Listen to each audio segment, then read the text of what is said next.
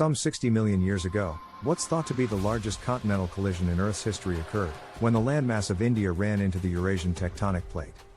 That epic clash, which is still ongoing millions of years later, gave birth to the mountainous landscape of the Himalayas. But according to a new study, the collision didn't just send landmasses upwards, it also drove an enormous amount of the two continents underground. A team of geophysicists led by the University of Chicago used new modeling techniques to estimate the amount of landmass that existed before the continental collision occurred.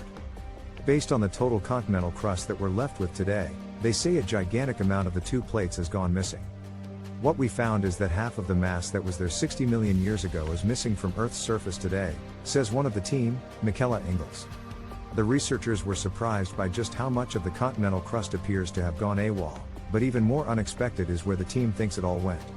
Ordinarily, when tectonic plates run into one another, continental crust is expected to rise up due to its low density and buoyancy.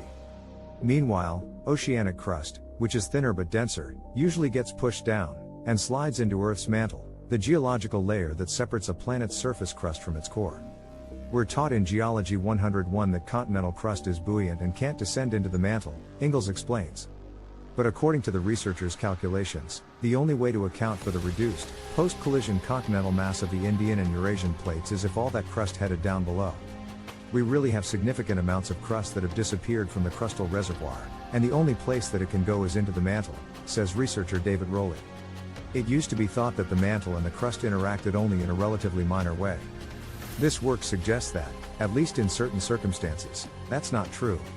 According to the researchers, previous attempts to calculate the amount of continental mass before the collision didn't allow for the possibility that such significant amounts of crustal matter could have been forced underground. But by analyzing 20 years' worth of geological data on tectonic plates, and using new estimates on how these plates can move, the team thinks a large-scale subduction of continental crust is the only possible explanation. That's because the only other places for the crust to have gone can't account for half the former mass of the Indian and Eurasian continents. Some of this landmass was thrust upwards, like the Himalayas. The rest was squeezed to the side during the collision, forming Southeast Asia, or eroded into sediment that fell into the sea. But none of these landmasses are large enough in themselves to represent the former pre-collision crust. Accounting for all of these different types of mass loss, we still find that half of the continental crust involved in this collision is missing today, says Ingalls.